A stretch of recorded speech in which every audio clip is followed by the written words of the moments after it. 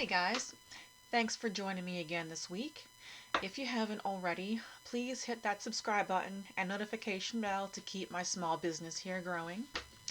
I have some Greek mythology for you this week by subscriber request. It's Hercules. I'm covering the 1997 Disney cartoon and the 2014 adaptation. There's actually over 20 films based on the Greek myth of Hercules. And I say based on because none of them really even come close to the original. I read the Labors of Hercules for the first time in 7th grade, and I loved Greek mythology ever since. It's just so fascinating and a real feast for the imagination with all these amazing adventures and fantastic creatures. The one drawback being that there's almost no happy endings in Greek mythology, and they are loaded with death and destruction. The Disney adaptation is just another story of an odd man out learning to find himself, accompanied by comical creatures and a song and dance entourage.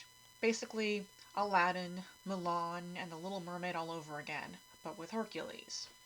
It has some of the major players in common with the original myth, like the king and queen of Mount Olympus, Hades, and the battles with some of the creatures.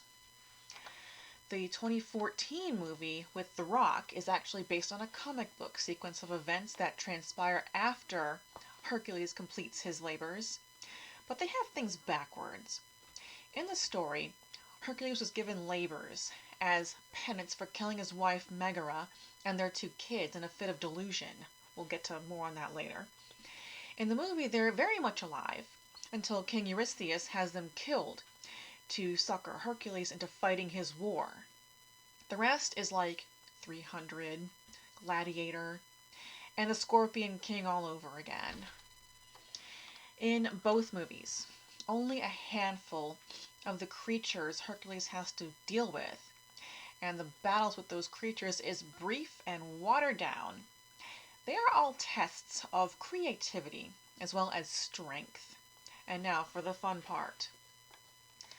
The myth starts with Zeus disguising himself as a mortal king so he can get with a mortal queen. And she has his half-man, half-god baby Hercules. And this really pisses off Hera, who is described here as a cow-faced goddess, even though I couldn't find any supporting artwork. So, she starts her campaign against him as a baby by sending first 2 poisonous snakes that Hercules kills right away. This detail was in both movies, but with different origins. And I did find lots of the best artwork I could find to accompany my discussion of the book. Moving along 20 some odd years, Hercules is married to Megara, and they have 2 kids. Hera takes her second whack at him by afflicting him with a moment of delusion, causing him to attack and kill his family. As penance, King Eurystheus, while in connivance with Hera, gave him one task after another that were supposed to get him killed. So, here we go. It started with the Nemean lion that had an unpenetrable hide. Hercules outsmarted and killed it by reaching down its throat and pulling its innards out of its mouth. Then he wore its pelt as armor. Next was the 10-headed Lernaean Hydra with poisonous blood. What both movies left out was that every time Hercules lopped off one of its heads, 2 more would grow in its place. And Hercules solved this problem by cauterizing the neck stumps, then dipping its arrows in its blood for his future challenges. After the Hydra was the trapping of the Erymanthian boar, which he captured alive and brought to Eurystheus in a big net. The next task was left out of both movies, and I've got a visual right here. Yes. It was probably left out of all movies, understandably so. It's the cleaning of the Aegean stables. This was a vast horse farm full of immortal horses that have been eating and shitting where they stand for centuries. So Hercules' job was to clean these literal mountains of horseshit in a single day. He did so by redirecting a nearby river to wash away all the shit, And oops, he also washed away all the horses in the farm. Yep, this is what that looked like. Then he had to drive away the bronze-beaked, man-eating Stymphalian birds. He distracted them with a huge rattle and trashed their nest so they wouldn't ever return. After that, he was to steal the man-eating mares of King Diomedes. He beat down the groomers and fought Diomedes and his soldiers to death, fed their bodies to the mares, and brought them all fat and happy back to Eurystheus. Then he was to bring him the girdle of the Amazon queen Hippolyta. The girdle here means armored belt. This was not a mythological panty raid. Anyway, upon receiving Hercules, Hippolyta was impressed by him and was agreeable to giving him her belt. But Hera messed things up by sneaking in disguised as an Amazon and telling the others that he was there to kidnap the queen. There was a battle. Hippolyta and several Amazons were killed. The rest retreated, and Hercules still got the belt. The next one was to capture and bring the cattle of Geryon or Geryon, and of course he killed Geryon as he was rounding up the cattle. Hera threw in a few wrenches of her own, getting one bitten by a fly, causing them to scatter, making a river overflow so they couldn't cross until Hercules filled it with stones.